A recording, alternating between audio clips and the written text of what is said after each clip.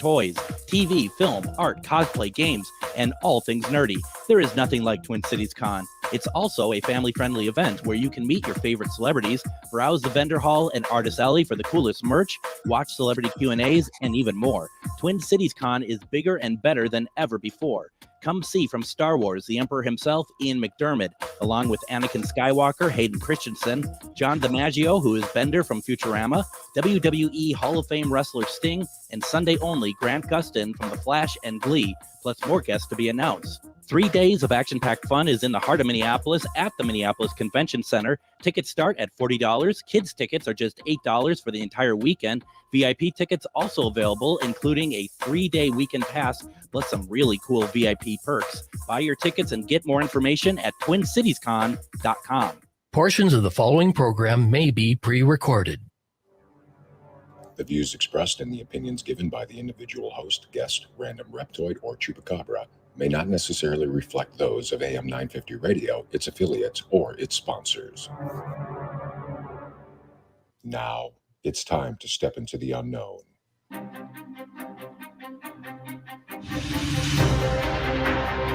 There are things people experience but never talk about. A shadow moving in the corner, flickering of the lights, a disembodied voice. We invite you to talk with us. Share your story, share your experience, because this isn't just your story. This is our story. This is GhostBox Radio with Greg Bakun. And this is GhostBox Radio on AM 950, where every night we talk about the paranormal, ufology, Bigfoot, and so much more. My name is Greg Bakun. Thank you very much for joining us on this November 6th. We have in the studio with us, we have Adam. We'll be checking in with him in a bit, but I do want to get things moving here. I'm excited. I would like to move away from just politics in general, regardless of whatever side you're on. Let's just take a break from it for a second. And I'm really excited about this because back, a couple months back, I covered for Matt McNeil. And one of the folks I wanted to bring on was Randy West. Randy has had such a career working in television and working with game shows, but also beyond that, writing about it, living it, really being a part of it. If you ever have the opportunity, and I'll put this up in a bit, his Facebook page, the Randy West Appreciation page, is such a great insight into what's going on in Hollywood right now. But Randy has also worked with, maybe some names that you may not have heard of, like Bob Barker, right? Dick Clark, Wink Martindale, Chuck Woolery, Ray Combs. I mean, these such amazing people. And what we're going to be talking about with Randy today is we're going to talk about his book, TV Inside Out, Flukes, Flakes, Feuds, and Felonies, the backstage blunders, bloopers, and blasphemy of celebrities in search of success. Let's just get right to it. And Randy, welcome to GhostBox Radio. Hey, Greg, pleasure to be with you. And here's the thing. I mean, I suppose, it kind of, was there a point when you're hearing the opening of my show and you're just like, and I'm on here for what reason? I thought you want me to do something like, I did. And well, I'm glad. Well, and is that free, by the way? No charge. Thank you. I appreciate that. Also, God forbid the time that you might pass, we're going to bring you back at that point as well. That'll be great. Something to look forward to. Thank you. So if you can, I don't know if I have to book through an agent for that or not, but we'll figure it out. It's okay. Christmas from the crypt. That'll be fun. Yeah. So okay. So over the last couple days, things have changed over the last couple of days. So I have a very serious question to start off with that's been on my mind, Randy. Yeah. And I feel like that you could help answer this. So because of the last couple of days, there's been some changes. Oh, yes. And that change is between October and November here. Do you think it's too early to start holiday music on November 1st? Wow. No, it's fine to start music immediately as long as you're not going to play All I Want for Christmas Is You. Other than that, all holiday music is acceptable and welcome. There are other songs than that. Yeah, we forgot him. There's Little Drummer Boy and that's about it. You know what? As I have to admit, and I'm going to admit this on the air, this is a safe place. Okay, I actually like that song. I really do. And I don't mean I do too. It's really so wonderfully overproduced. It feels like it's cotton candy, audio cotton candy, and it feels a lot like Phil Spector kind of produced it. It does, and it's like a 21st century pop song that was meant to sound like the 80s in a way too. I also feel like you said, there's just an immersion of sound with it, and I mean I hear Adam humming and singing it beyond the holiday season. So well, they have medication for that these days. They do. Well, they need to up it. Yeah. So boy, I don't even know where to start, but I'm going to start where I want to. Because we're going to talk about the book here in a second. But once again, over on Facebook, the Randy West appreciation page, a lot of interesting stuff there. I noticed that you had been doing tours over at what we used to call CBS Television City. I don't know if it's even called that anymore. And I was just curious, is that something that's just like a special like Randy West VIP thing, or is that something you're working in conjunction with? I'm just curious because let's put it this way. I want a tour of Television City. Who wouldn't? Because it's a fantastic factory. It's the first factory for mass producing television entertainment. Back when television was brand new, when they broke ground for CBS Television City, fewer than 1% of households had televisions. And by the time it opened in 1952, well, there were about 34% of households had television. So it was very modernistic. It was very forward looking. There was no color. There was no videotape. There was no way to get a television show from one coast to the other. There were no satellites. There were no coaxial cable. So it was futuristic in its design. And how I came involved was the new owners. It was sold about 6 years ago. The new owners came in and they were running their plans for the future of the studio past some industry folks. And I went down to see the little model, the little tinker toy kind of, this is what it's going to look like thing. And it was like, other people are concerned about, well, these tall buildings, that's too much office space, going to create too much traffic. And all I'm looking at is the 4 studios where we have spent our lives viewing the magic. In other words, let's talk about The Price is Right. We're talking about the Smothers Brothers, Jack Benny, Danny Kaye, Bill Maher. I'm name dropping now. Bold and Beautiful, Young and the Restless, Playhouse 90. I'm skipping over 70 different years of great television. These 4 studios is where they all that came from, and they were going to screw with them, if to use the vernacular. Right. They were going to, change them around a little bit and combine them and raise the roof and all. I'm like, wait a minute. There's such legacy here. Besides this, it won cultural landmark status. So I don't know how you found a way to modify them, but it's certainly not the spirit of the landmark status. And I started to shoot off my mouth and talked about the history of it and how there are thousands of technicians and stars and folks who gave their heart and soul to these television programs. And I said, I'll bring a couple of hundred down here. We'll have a rally, and you'll be very sorry that you're going to move any walls. And as I was giving them the history, long story short, they said, wow, I mean, we know these shows, but I had no idea about the breadth and depth and width of it all. And long story short, it ended with me being asked to give tours to their VIP guests. And do I count as a VIP guest? We can squeeze you in. If you get to LA, I'll take you the rest of the way into the tour. I'd make it my business. And the thing about what is it officially called now? Because it's not called CBS Television City anymore, is it? When they sold it for, I think it was $750 million, they bought, along with the property, 25 acres, they bought the name Television City. Mm-hmm. So it's not CBS Television City, it's Television City Studios. Got it. And the history that I talk about is phenomenal. It's blowing people away. And it's more than tripled the number of people who are asking to take the tour now. And long story short, I'm an author of several books. You mentioned one, thankfully. I appreciate that. But I called my publisher and said, how about a book by the name of From Television City in Hollywood? Yes. Secrets of the Studios or whatever, some subtitle. And he said, start writing. It's a deal. That's so amazing. Yeah. So, I mean, on the strength of how many times in your life have you heard From Television City in Hollywood? Yes. And it's all the family and sitcoms in addition to the game shows, in addition to the soaps, in addition to the variety shows, Carol Burnett, all these shows together make for a hell of a book. So I'm giving the tours and working on a book, and who knows, it may take a bigger life than that and end up being a documentary.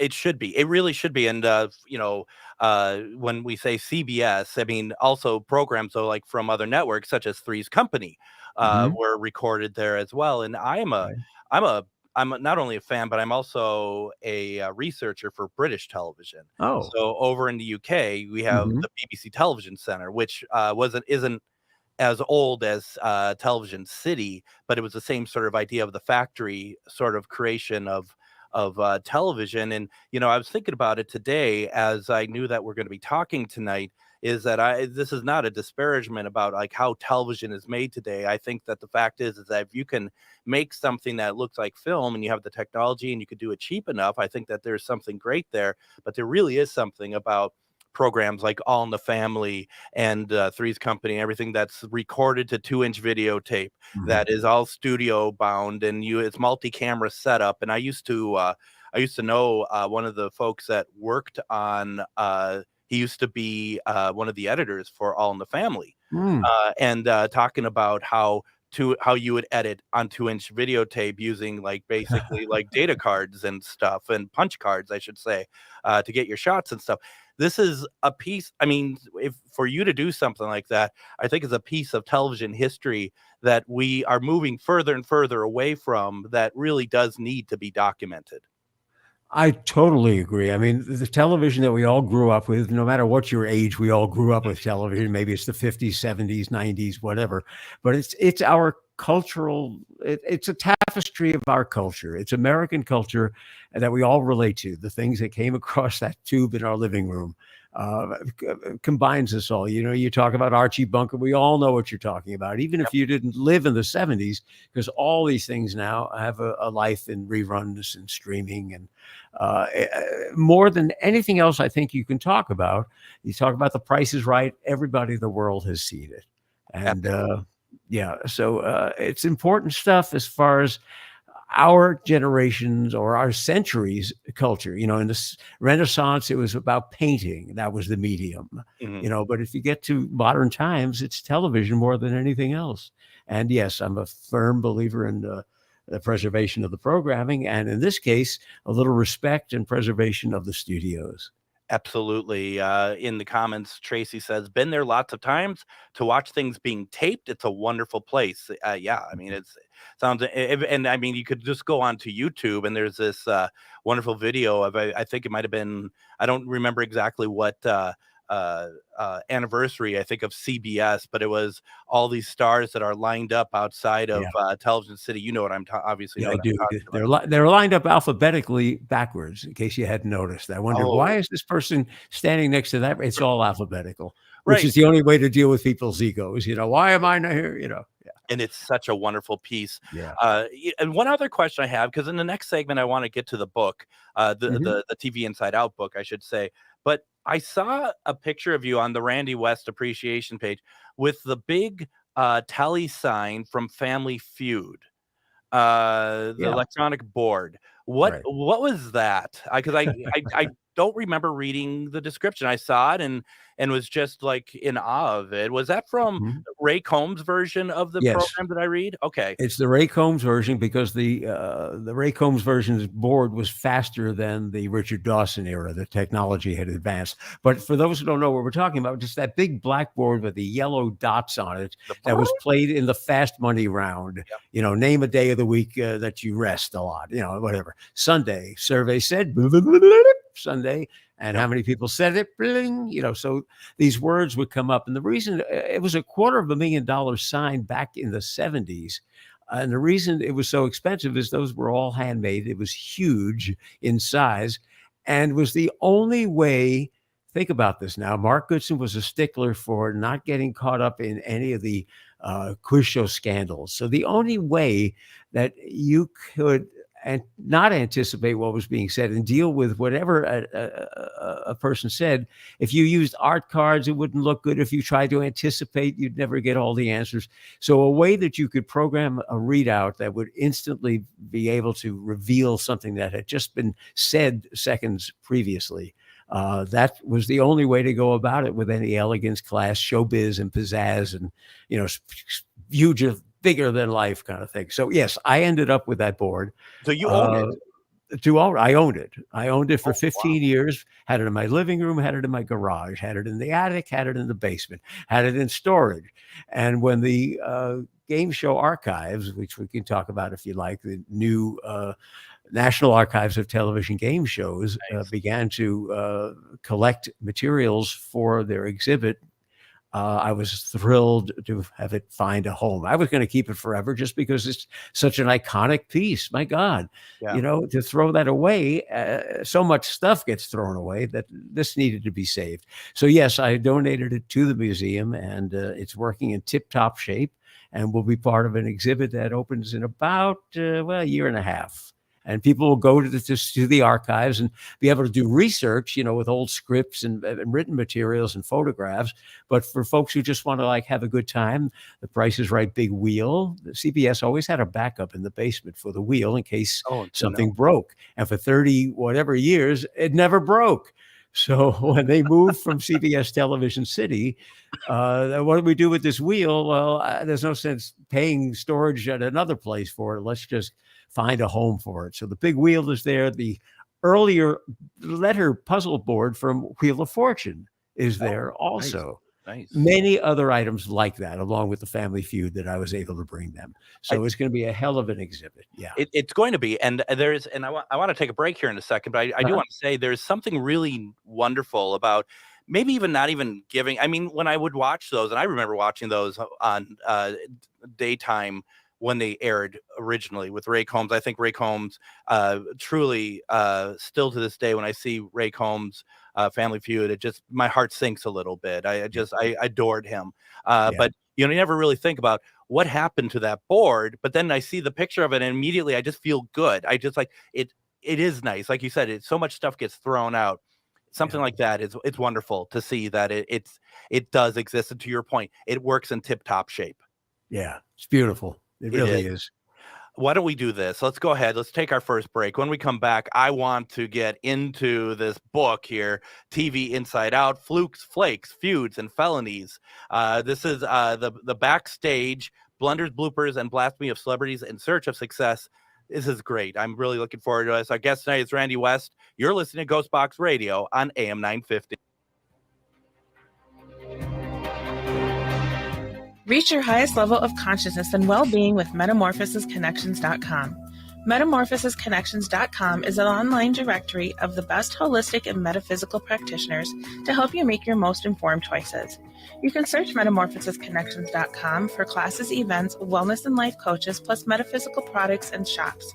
You can also search for a wide array of healers from all modalities, including EFT, sound healing, energy healing, light therapy, ancestral healing, shamanic healing, reflexology, past life regressions, hypnotherapy, yoga, and more. And if you're not sure where to start, the search feature on metamorphosisconnections.com is tailored to help both those who know what they are looking for and those who are just starting. Come explore the possibilities for your higher self by visiting metamorphosisconnections.com. Their experienced practitioners can guide both beginners and those that are already on their spiritual journey. That's metamorphosisconnection.com, your link to direct you on your spiritual transformation. Twin Cities Con returns to the Minneapolis Convention Center for the 4th year, November 8th through 10th. Twin Cities Con is a celebration of comics, toys, TV, film, art, cosplay, games, and all things nerdy. There is nothing like Twin Cities Con. It's also a family-friendly event where you can meet your favorite celebrities, browse the vendor hall and artist alley for the coolest merch, watch celebrity Q&As, and even more. Twin Cities Con is bigger and better than ever before. Come see from Star Wars the Emperor himself, Ian McDiarmid, along with Anakin Skywalker, Hayden Christensen, John DiMaggio, who is Bender from Futurama, WWE Hall of Fame wrestler Sting, and Sunday only Grant Gustin from The Flash and Glee, plus more guests to be announced. 3 days of action-packed fun is in the heart of Minneapolis at the Minneapolis Convention Center. Tickets start at $40. Kids tickets are just $8 for the entire weekend. VIP tickets also available, including a 3-day weekend pass, plus some really cool VIP perks. Buy your tickets and get more information at TwinCitiesCon.com. What you wear is important. It should be fun, creative, and expressive of your own personality. At Grady Gear Company, we believe that clothing is more than just fabric and threads. It's a form of self-expression and a way to stand out with the crowd. Grady Gear is more than just a clothing brand. We're a community. We're here to inspire and motivate you to embrace your true self. We are a locally owned small business who do custom clothing orders too. Find us at GradyGearCompany.com.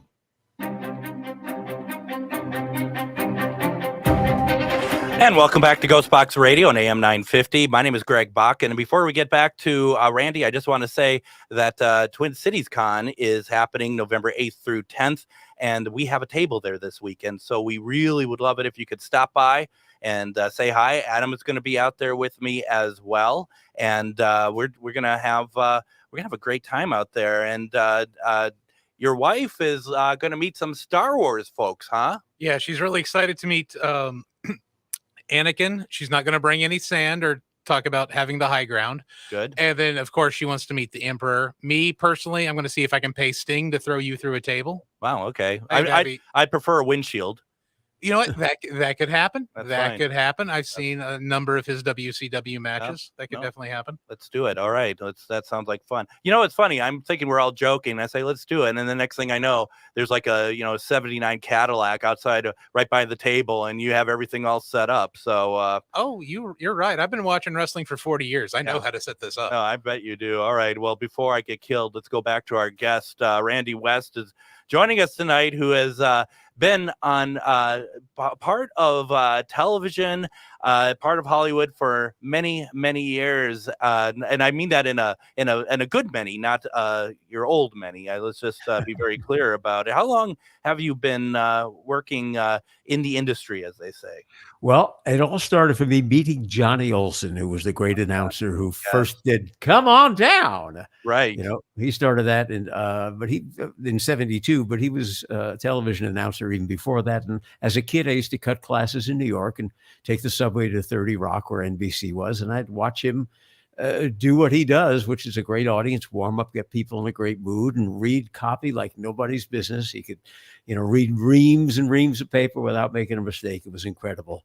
And he encouraged me to get into radio because that was the entry point for broadcasting. Mm-hmm. And I did all that. So I was in radio in 72, and he came out that same year to CBS Television City in Hollywood, speaking of. And I came out in radio after going station to station to station to station, as we all do on the way up. I finally went to Los Angeles, Power 106, and there was Johnny again. And he said, "Hey, you really did come up the ranks in radio, and you still want to do what I do?" I said, "More than anything." And he coached me and helped me and mentored me. Never got me a job, but my first job came about 1989, announcing Our Magazine with Gary Collins in 1989, I guess that was. And one show after another, ending with The Price is Right, Johnny's show, working with Bob Barker, and working over the years with dozens of these guys. Ray Combs, you mentioned, Dick Clark, Chuck Woolery, Bob Eubanks, Wink Martindale. Apparently I can't keep a job. No, I went from one show to the next to the next. So the long answer to your short question is I was doing television starting in 89 and still working it. Next week, actually it's the week after, is the 11th annual Reality TV Awards, which is what it sounds like, 35 different categories of awards to reality TV things, shows, people. And I'll be doing that, accepting the award, that whole announcing thing like you do on award shows. And I had done that for Kids' Choice Awards. I did it for the Daytime Emmys. So that, along with game shows, is right up my alley. That's fantastic, and congratulations on that longevity there. And I do want to talk about your book before I move on. Though I have to say, when you're talking about Johnny Olson, you've written a book about Johnny Olson as well, and his picture is on the cover of it. But I just think to myself, I don't need his face is forever with me, watching Price is Right as a child, and still think of, to be perfectly honest, Rod Rodney and everyone who's come after as new compared to him. You know what I mean? Because he's just such a he. You're right. It's when you say Johnny Olson's show, I would agree with that, and that's no disrespect to anyone else, because everyone has been very good on it. But it was Johnny Olson for sure. Well, when the show started, that whole "come on down" thing wasn't what it became until he started to make that happen. The show started with Mary Smith, stand up. So-and-so, stand up, come on down, you're all the... And he was the one that turned that, come on down, that exciting call. And I'll tell you a secret that is how he ended up getting much camera time. You remember seeing him as a kid, where you don't generally see the announcer on most of these shows. And that came to be because when Bob Barker got the gig, he went home. His mother was living in a guest house, I guess you would call it. And they would have dinner together, whatever. And she said, how's that show going to CBS? When does that start? Well, I just met so-and-so today, and we're going to be starting it September 4th. And they just told me who the announcer is going to be. It's a guy named Johnny Olson. Now, Bob Barker's mother said, Johnny Olson? And Bob said, what's your relation to Johnny Olson? She said, when I was... God, it had to be 1940 something. I saw Johnny Olson host Ladies Be Seated, which was a radio show. And I was in the audience for that. And I thought he was just the most wonderful broadcast personality I'd ever met. And I followed his career when he went from radio show to radio show. And I know he did What's My Line television, and I've Got a Secret, and all these shows. And Bob Barker was amazed that his mother knew Johnny Olson so intimately, as far as, watching him and being a fan. So when they ended up together, Bob used to give Johnny all this camera time because he had such respect for Johnny, based on his mother's love, if you will, from afar, of course, of Johnny as a broadcaster. Yeah. Like a fan, literally a fanatic for Johnny Olson. That's fantastic. The book that we're going to be talking a little bit about, that came out in 2022, TV Inside Out, Flukes, Flakes, Feuds, and Felonies, the backstage blunders, bloopers, and blasphemy of celebrities in search of success. You can get it on Amazon, but if we go through your website, you can also get inscription as well, right?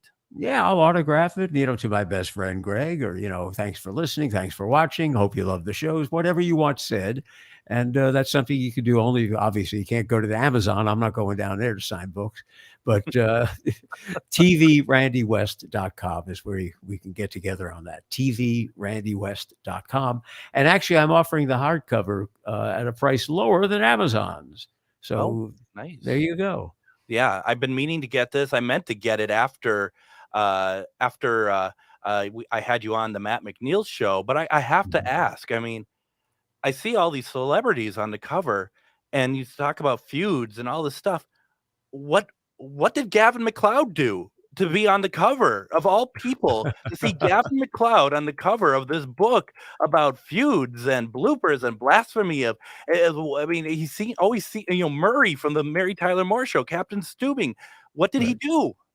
Well, go one show earlier than that, and he was on McHale's Navy. Oh, yeah. And he wanted off of McHale's Navy in the worst way. He hated the gig, hated being part of this ensemble, hated not having more than a line or two, because there were 12 different lead characters in this thing behind Ernest Borgnine and Tim Conway. I'm getting no exposure here. I'm doing absolutely nothing. I smile. I have one line. I want off the show. And they said, well, you're not getting off the show. And there was a universal disagreement. And he became so upset with this thing that he had to turn down another gig for this stupid McHale's Navy in his mind. I thought it was a great show. That he actually started drinking over it and found himself on Mulholland Drive one night, wanting to drive off the cliff. Mulholland is that high road that's just very treacherous. And he stopped at a friend's house who lived up in that area. And he said, "You got to let me in." It was like 11 o'clock at night. He said, "You've been drinking, haven't you?" He says, "But worse than that, I just don't, I'm tired of this town. I'm tired of life. I'm tired of everything." And his friend took him in and spent the night talking with him and set him up with his shrink. And then he went to Universal and said, "I can't deal with this anymore. I'm drinking. I'm suicidal. I'm very upset. I'm seeing a shrink. You have to let me off the show." And they did at that point. But he had reached a personal bottom, which was really affected him deeply, and to the point where he was suicidal and needed an intervention of sorts. So again, it's when celebrities go off the rails, that's, I think, is the through line of the book. The feuds and the difficulties that people have. And here's where it all comes from. And it's not just a storytelling of, like a National Enquirer, this happened to that guy thing. What it really is the following. If I suggested to you, how would you like to be a success? Yes. And I would say to you, well, what is a success? Most people's default setting is, I want a lot of money and I want fame. I want fame and money. That's default. That makes most people think they're going to be happy. But television can, first of all, make you famous and rich faster than just about anything else in the world. And what happens when you're famous and rich and you're more miserable than you were before? Because making you famous and making you rich really doesn't make you happy. No. If you're unhappy, you can always, if there's life affirmment in the idea that if I only got this, if I only got that, it spurs you on. But once you get everything you think you want and you're still not happy, that's when you go off the rails. And that's when people really are depressed and start drinking or drugging or sexing or whatever it is they're doing, and making miserable time for everybody else on the set, because they're more miserable than ever, because now they realize the folly of there's nothing that will make me happy where my head is at now. 100%. And then also the fact too, that it's always been around that Hollywood, spits up and chews up and spits out people if they're not careful. I mean, I would have to think to a certain degree, you must have had to deal with that to a certain extent in your career but maybe it didn't get to that extent, I'm sure, but to the point of like, what's the point of being here? Did you ever get anywhere like that? Well, between gigs, I wonder, did I make the right choice of careers? And what am I doing in this town? I'm a tiny, fish in the ocean. And what I do for a living is stupid. I mean, I was at one point in my career, like, what am I doing? I'm reading aloud and I'm telling jokes to, 300 people, and it's all meaningless because, an hour later we all go home, and what the hell did I accomplish? Yeah. I didn't save any lives. I didn't, I haven't done anything of meaning or tangible. And then I met a guy on a set and he said, "You don't understand, Randy. In that audience of 330 people at The Price is Right, do you know that probably 5, 6 of them have cancer? There's another 8 or 9 who are dealing with a loved one who's perhaps very ill. There are people who are out of work. There are people who don't know where the next rent check is going to come from. And you can take them away from that for an hour or two. That's a gift." Yeah. I can, people, so many people, and more so now than any other time, I think, in our lives, people can't make ends meet. Rent is high. Owning a home is impossible, and all that's going on in the world now, political and otherwise. It's a tough time to be alive. And wow, if you could take somebody away from that for an hour or two, that's a noble profession, for lack of another way of putting it. And that turned my head around. It's like, wait, I'm actually doing something that's of value. I'm not changing lives, but I'm making people happy and taking them away from their problems and providing entertainment for the folks in the studio, and obviously for the folks at home who are watching, addicted to The Price is Right and all these other shows. We love these shows, and they take us away from our problems. And that was my moment of realizing this is a noble profession. and took me out of that realm of what am I doing here and what's my point? I didn't have that to worry about. And of course, achieving the goal, which was to do The Price is Right, the show that Johnny Olson, my mentor, left his mark doing. If I could only stand in those footsteps, I couldn't fill his shoes ever, but I could stand in that footsteps, stand where he was, and live in his dressing room and all that. That was it. That was the highest goal I ever had. And people generally say, well, gee, you're an announcer. Don't you want to be a host? No. Why not? I've seen hosts never work again because 3 shows in a row fail. And I won't name names and embarrass people, but you've seen people hosting television shows who just disappear forever. Yeah. And as the announcer, that never happens. So no, I kept to my goals and never looked to reach beyond my grasp. Well, and it's interesting because your goals are different than Gavin MacLeod. I bet you didn't expect that sentence to be said tonight. But it's true though, where it's like, a lot of people, I mean, and that we're going into different areas. I get that. An actor, they want to be seen, they want to be heard, all this stuff. And your goals weren't quite that way. And, right. I want to go to break in a second here, but I do want to ask you that day, the first day that you actually were able to be like, I am announcing The Price is Right. I made that part of my goal. What was that day like?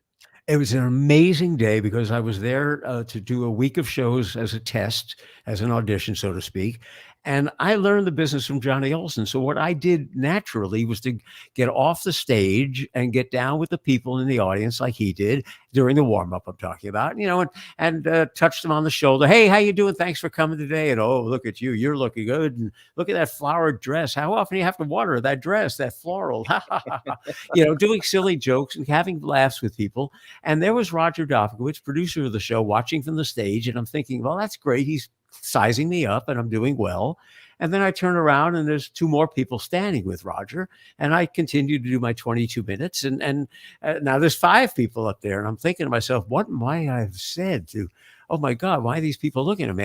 Something must have flown out of my mouth in the moment of ad-libbing. Oh my God, what did I do? And of course you can't stop and tell the audience, hey, sit tight for a minute. I'm going to go talk to the producer. Right. Yeah. So the warm-up goes directly into the show and you do an hour and then you wrap up with say goodbye to Bob and you pull the door prize. So it's an hour and 20 minutes later. I finally go up to Roger and I say, well, you guys were looking at me. I must owe you an apology because other people have work to do. I don't know why you'd all stop and be looking at me unless I did something really terrible. And he said the following: no, Randy, you don't understand. Everybody came over and we agreed that you were channeling Johnny. And that, in other words, that what I was doing was inspired by, and so obviously in the spirit of Johnny, not his jokes, because 30 years between us. It does, but working from the audience where Roddy always remained on the stage, didn't go down into the pit with the people. So what I was doing was reminiscent and held my own, I guess, in their minds. I was channeling Johnny, the supreme compliment. So that was the first day of The Price is Right. I was going to say it probably couldn't be any higher compliment than that. Exactly. Very, very good. Let's take our next break here. When we come back, let's talk more about the book. Let's talk more Randy. If you have any questions for Randy, put them in the comments and we'll keep this going. I love this. Thank you, Randy, for joining us here. And we'll be right back. You're listening to GhostBox Radio on AM 950. If you own a holistic or metaphysical business and are looking to expand, then you need to be listed on metamorphosisconnections.com. It's a network where you can grow with like-minded practitioners and reach new clients. Metamorphosisconnections.com is an online directory you need to list yourself and your business. Our platform makes it easy for you to create listings of your products and services, and you can also choose to list your classes, events, and so much more. Metamorphosisconnections.com helps you create weekly and monthly promotional ads targeted towards your potential clients and promotes them for you via social media and newsletter. There are clients searching for your specialty right now. Let us help them find you. Start your listing today so you can share your own unique gifts and talents by finding the level of membership that best fits your needs. Let us help you reach your clients that are searching for what you do. Visit metamorphosisconnections.com and sign up today. Greg Bakun here. Like you, I love good, fresh, delicious food. So I want to tell you about this treasure in Roseville called Maverick's Real Roast Beef. Maverick's has the best roast beef sandwiches I've ever had. Made fresh every order. Add fries or onion rings dropped in the fryer when ordered, and you have a winning combination. Maverick's Real Roast Beef has a lot more than roast beef, so check out their website, mavericksbeef.com, or check out their restaurant on Lexington in Roseville. Greg Bakun here. I love historic tours of Minneapolis and seeing everything it has to offer. But if you know me, I like to include a little spooky in my tours, which is why I found the perfect combination. Minneapolis Trolley Tours does this amazing candlelight ghost tour that you have to check out. It's an extremely immersive experience. It's a trolley trip that starts out at a haunted mansion, traveling around Minneapolis locations, exposing ghost stories that the public and business owners would rather left untold.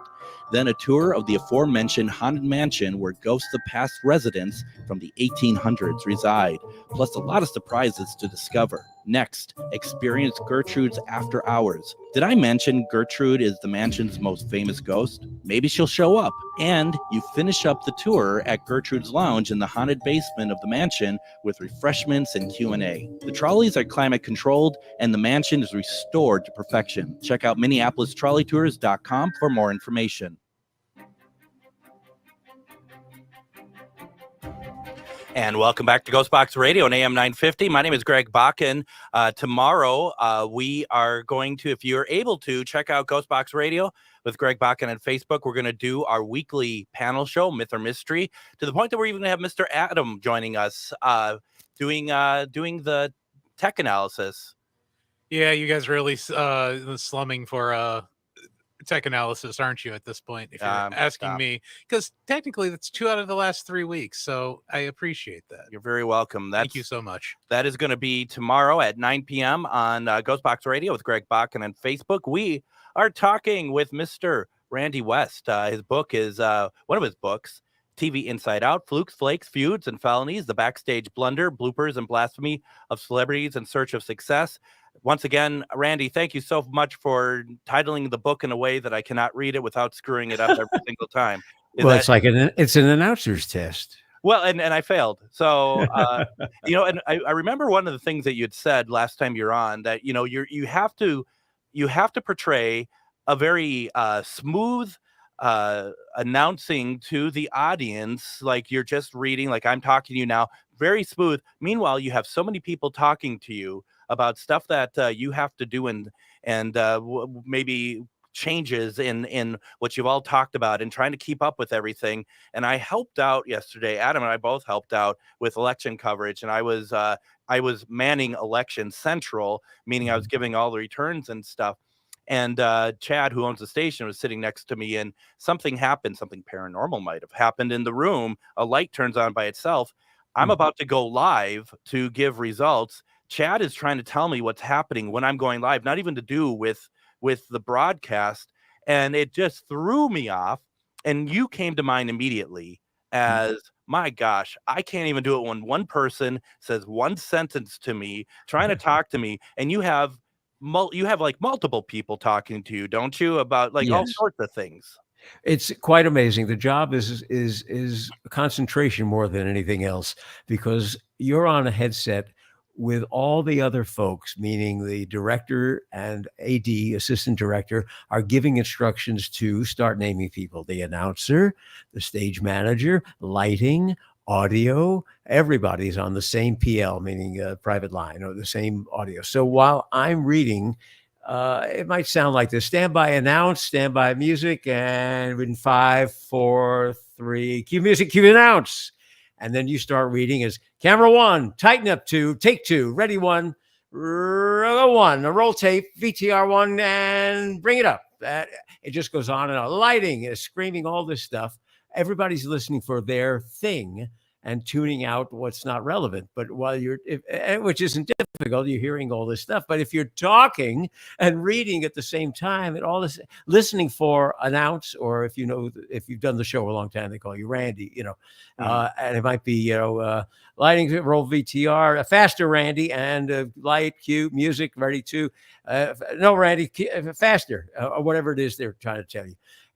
And my God, it's crazy making. And the one that everybody's surprised to hear is when you read those: Lee press-on nails, beautify active hands instantly with Lee press-on nails. What about loose dentures? Orifix holds them tight day and night. Well, those are paid announcements, obviously, like commercials, And if you go more than a certain number of seconds, the network is on your case because it's over commercialization. If you go under a certain amount of time, the sponsor isn't getting what they paid for. So when I'm reading those, what I'm hearing in my headset is 7, 6, 5, 4, 3, and I'm trying to get the copy to beautify active hands instantly, press on nail 0, 7, worried about loose dentures 6, 5, 4.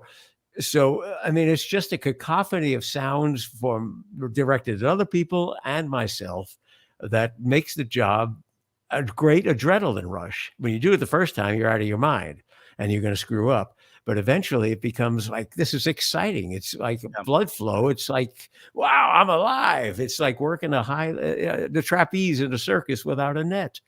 Do you run into situations after, say, Lee Press on Nails have been running the same copy for 2 years, and even though you're going through the script and whatnot prior to the show, that that Lee Press on Nails suddenly have changed, even might be just like a line?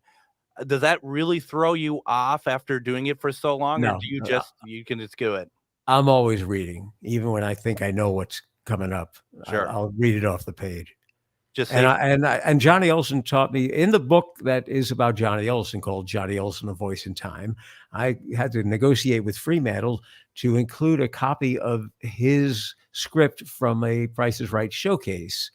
And on it is all these markings. It looks like, what the hell is, all these lines and dashes and circles and arrows and all this nonsense.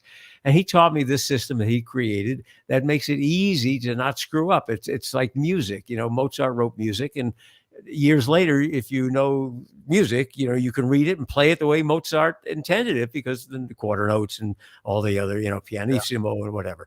And if you mark the copy that way, it's easy to rely on it, even easier than coming from memorization. So I'm always looking at the page, even if I think I know it, because the page directs me into how it is that I hear it in my head and how I want to deliver it. Script is supreme. Yeah. Yeah, absolutely. The book we're talking about today, out of other books that Randy has written: TV Inside Out, Flukes, Flakes, Feuds, and Felonies, the backstage blunders, bloopers, and blasphemy of celebrity in search of success. And I still didn't get it right. I see, and I think I know what we're talking about here when I see Bob Barker with the Barker's Beauties on the cover as well. Well, yes, you can finish that on your own. There's a certain number of stories there about Diane Parkinson having sex and with Bob, because they were, as he said, 2 middle-aged adults consenting. Yep. She didn't like being called middle-aged, but that's okay. And Holly Hallstrom was dismissed. And of all the people who were fired from The Price is Right, and there were many over the years, it's only Holly who didn't sign a non-disclosure. And she had to hold out for a long period of time to get a settlement in which she did not have to sign the non-disclosure. And therefore, she talks about it, and therefore I talk about it. Yeah. And she filled me in on all of it. And the stories go, from David Letterman and a $2 million extortion plot against him, to Vivian Vance and William Frawley, who hated each other during I Love Lucy. But the hate was such that when they each went on to their next show, listen to this now, Vivian Vance went on to Lucy's next show, and Frawley was on My Three Sons as his next show, and they both happened to tape at the same lot. And when Frawley would be through with his liquid lunch, and the kids they sent with him to bring him back to the stage on time, he would stop at Lucy's show, wait for Vivian, open the door and eavesdrop on a take. If they're not shooting something, he would just stand there until the tape is rolling and they're in the scene and in the action. And the minute Vivian would start to talk, he would throw film cans, because those shows weren't filmed in those days, big 35 millimeter metal film cans up into the air, and they would crash down to the floor like cymbals, in a drum set. And she would scream, "Frawley!" And he would laugh and then go on to his set. So they hated each other such that it went on and on past I Love Lucy. Well, and that had been at the Desilu Studios then. Desilu Cahuenga. Yeah. Yeah. And, I find it interesting, too, because, after I Love Lucy, there's at least two others in the 60s going to 70s. Here's Lucy, I'm Lucy, you're Lucy. I don't even know. We used to be Lucy. I want to be Lucy. Lucy is. But Frawley was like one of his later in his career. He just had a cameo, doesn't he? Or he's a small role in one of the episodes where he is where she makes this sort of like the off comment, like he looks familiar or something like that. It was like a stable person or something, if I'm not mistaken. Yeah, he was high ratings. He was family after all those years together. She hated him, but Desi loved him. Yes. And Lucy liked him. So why not? Let's bring him on. It's a great cameo. The audience would go nuts. And what I always understood, that they always made in his contract, always made time for him to go. It was to watch the Dodgers. No, it was the Yankees. It was the Yankees. Yankees. Yeah. And as long as he stayed sober. Yeah, he had to stay sober. And if the Yankees were in the World Series, he had time off to go to New York and watch the series. And that happened. It's, you sign a contract like that, I think, what are the odds the Yankees are going to be in the series? And they were, and there were episodes without him. That's incredible. What a great, and once again, this isn't what I like about this. This isn't salacious. This is stuff like you just said about the Price is Right stuff. Holly talked about it, therefore you could talk about it. It's not trying to, like you said, not National Enquirer. And sometimes I see people like, well, who cares about that? Who cares what's happening in people's personal life? You know what? It's interesting.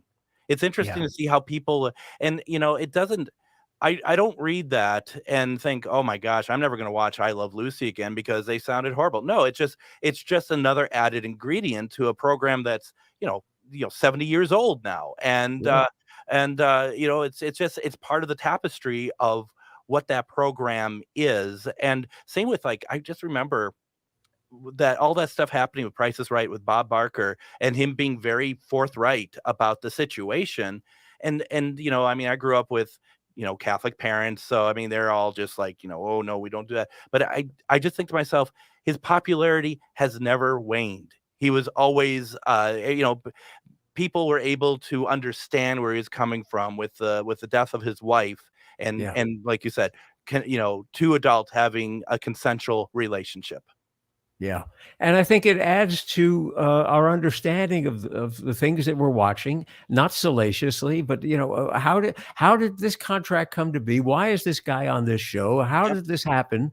Who are these people? Where do they meet? And what's happening between episodes and in these people's lives? Since we're so involved and invested in the shows, I think most people like to know what went on behind the curtain. Again, not who's sleeping with who, but more interestingly about the workings of the business.